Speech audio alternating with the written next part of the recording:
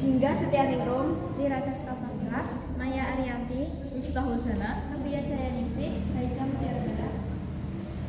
Kami akan menjelaskan tentang sistem hukum Indonesia.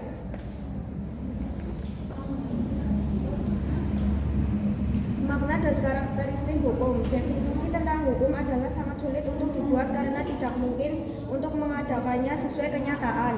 Unsur yang terdapat di dalam hukum: A. Peraturan mengenai tingkah laku manusia. B. Peraturan itu bersifat memaksa. C. Dibuat dan ditetapkan oleh badan resmi yang berwajib.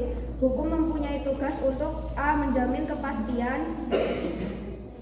kepastian hukum bagi setiap orang di dalam masyarakat. B. Menjamin ketertiban, kedamaian, keadilan, dan kebenaran. C. Menjaga jangan sampai terjadi perbuatan main hakim sendiri.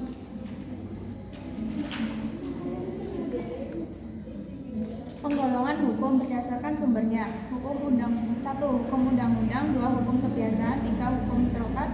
4. Jurisprudensi berdasarkan tempat berlakunya. 1. Hukum nasional. 2. Internasional. 3. Hukum asing. 4. Hukum gereja berdasarkan bentuknya. 1. Hukum tertulis. A. Hukum tertulis yang dikodifikasikan. B. Yang tidak dikodifikasikan.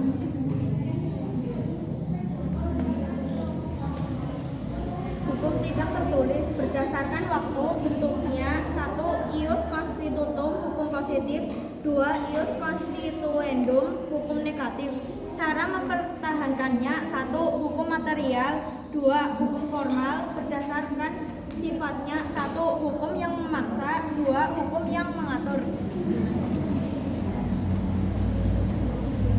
tujuan hukum yaitu untuk menegakkan kebenaran dan keadilan, mencegah tindakan yang sewenang-wenang.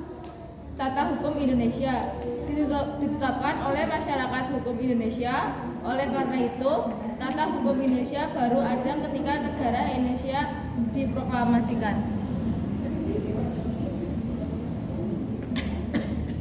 Makna lengkap. Makna lembaga peradilan yang merupakan wahana bagi setiap rakyat yang mencari keadilan untuk mendapatkan haknya sesuai dengan ketentuan hukum yang berlaku.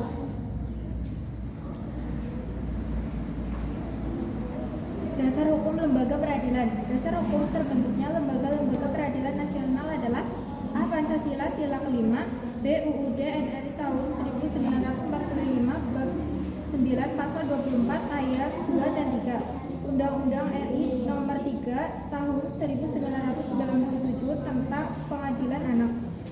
Perapat lembaga peradilan. Perapat lembaga peradilan yaitu: A. Peradilan umum. B. Peradilan agama. C. Peradilan tata usaha negara.